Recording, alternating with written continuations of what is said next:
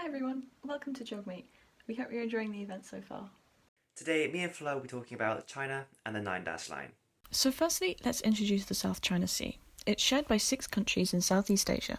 China, Vietnam, Malaysia, the Philippines, Brunei and Indonesia all have a coastline and therefore lay claim to a part of the water and the seabed. This is in accordance with the United Nations Convention on the Law of the Sea, which states that 200 nautical miles off the coast of each coastal country is their exclusive economic zone, as marked out on this map.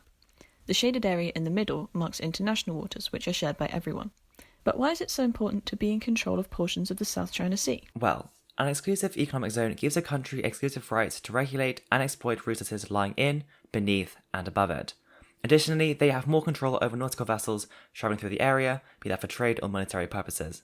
The South China Sea is also rich in natural resources, containing an estimated 10 million barrels of oil, a wealth of natural gas, and it supplies 10% of the world's fisheries. In addition, 30% of all world trade passes this area, feeding the markets of Southeast Asia, making the South China Sea very significant over the region of Southeast Asia. However, China is the only country in the region which does not base its claims to the South China Sea on this UN convention. Instead, it claims historical rights dating back to naval expeditions from the 15th century. After Japan lost its control of the area in World War II, China mapped its rights to the sea with a deliberately vague demarcation line. It was comprised of 11 dashes encompassing over 90% of the South China Sea and was based on these historical claims. This line was then reduced to 9 dashes when the Chinese Civil War ended in 1949, causing what was then known as the Republic of China to be proclaimed the People's Republic of China under a new government which is still in power today. To this day, China ignores other countries' claims to South China Sea and insists its historical claims supersede the laws stated in the United Nations Convention on the Law of the Sea, despite China being one of the original 119 countries to sign the convention. Now, one huge area of contention is the Spratly Islands. This cluster of reefs, low tide elevations, and tiny land masses is currently claimed by the Philippines, Malaysia, Vietnam, and China. What's important is the Spratlys are spread out over the centre of the South China Sea, and given that any country who can claim them can extend their EEZ to include them, possession of them would mean dominance in the region and much greater influence in the whole of the South China Sea. This brings us to what China have been doing in an attempt to legitimise and assert their claims to the islands. Under the United Nations Convention, there are 3 types of maritime features, all of which have different inalienable rights, which gives countries certain control over these features. These features are low tide elevations, rocks, and islands. If the feature is above water at low tide, however a high tide is completely underwater, this is known as a low tide elevation, and it offers a country no extra rights to the surrounding waters or seabed. If a piece of land is above water even at high tide, but cannot sustain economic or human life, it is classified as a rock. In this case, a country which owns it is entitled to a 12 nautical mile territorial sea around the coast of the rock. Land is considered an island when it remains above water at high and low tide and can sustain economic and human life. An island is entitled to a 12 nautical mile territorial water, as well as a 200 nautical mile exclusive economic zone surrounding it. Therefore, in order to gain most control in the South China Sea, it is in their best interest to own as many islands in the Spratlys as possible.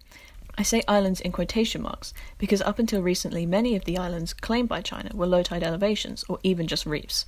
So what's been going on? Here you can see a place called Fiery Cross Island and how it changed drastically over the span of 9 years. Satellite imagery shows it's been transformed from a coral reef to a fully functioning Chinese military base with an area of just over 1 square mile. And this isn't the only occurrence of this. There are 6 other reefs that China have shown an interest in, all shown from around 2014 to 2017 from historical imagery on Google Earth. These are how those reefs look now. As you can see, all of these reefs have been turned into military bases, strategically placed to defend their claims to other reefs and islands nearby should they need to, and to surround and support construction on more islands nearby. The image shows you exactly how they're doing it. Huge Chinese vessels were collecting sand and sediment and redistributing it over the reefs, building islands. There, they constructed buildings, airstrips, radar stations, missile defense systems, and positioned troops there. China believes all the Spratlys belong to them, and these actions show they're potentially willing to defend these claims with force. As the largest power in the region with a much higher population, navy, economy, and political influence, it's hard to go against anything China does in the region. The US Navy has shown interest in the region and has vowed to defend the sovereignty of the surrounding countries. However, the US is in a difficult position because China is an important trade partner and any military conflict on a large scale could potentially escalate into war in the region, and that would be detrimental to everyone involved. In addition, China has a permanent seat on the UN Security Council, meaning they can effectively veto any complaints made by other countries which complain about China's actions.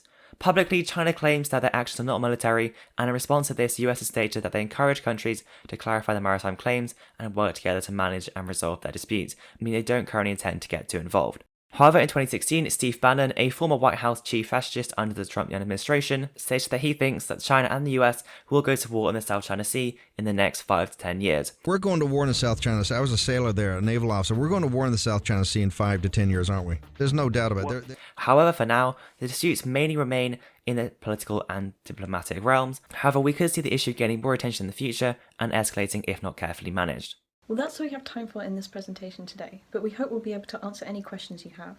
This is a very complex and volatile issue, still unresolved to this day, so we encourage you to keep an eye on the news and look out for new developments. Thanks for watching, and we hope you enjoyed.